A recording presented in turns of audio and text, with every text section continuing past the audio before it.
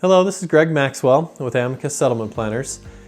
A common question we get in regards to special needs trusts is what happens when the beneficiary of the special needs trust, which is generally the injured plaintiff, passes away?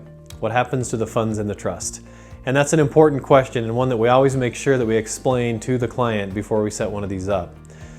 With these trusts, it's a little unique, and the reason the government allows, supposedly, I'm assuming, the reason the government allows these trusts to exist is that in every trust document, in every special needs trust document, there's a Medicaid payback provision.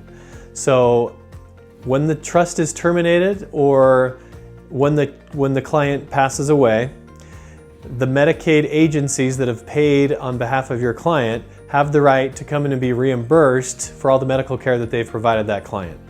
So what happens is they send over records, and the trustee goes through it and decides, okay, these are charges that Medicaid's paid for. You find the common ground, you find that number, and then if there's money still left in the trust when the beneficiary passes away, then Medicaid gets paid back.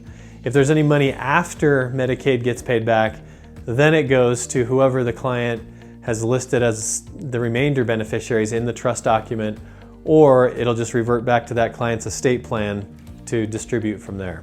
So that's an important provision, and something that clients need to understand is that there is a Medicaid payback provision. That's why Medicaid and SSI are okay with these types of trusts, is that in a lot of cases they do get paid something back when the client dies.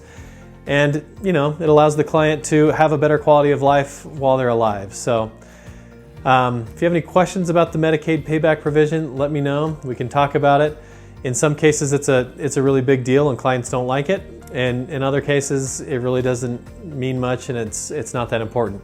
One other issue, if the trust is exhausted and there's no money left in the trust when the client dies, Medicaid's right to recovery from the trust is extinguished. So they're not going to come after the family personal assets or anything like that if the money in the trust is exhausted when the client passes away. So if you have any questions, give me a call and I can walk you through it.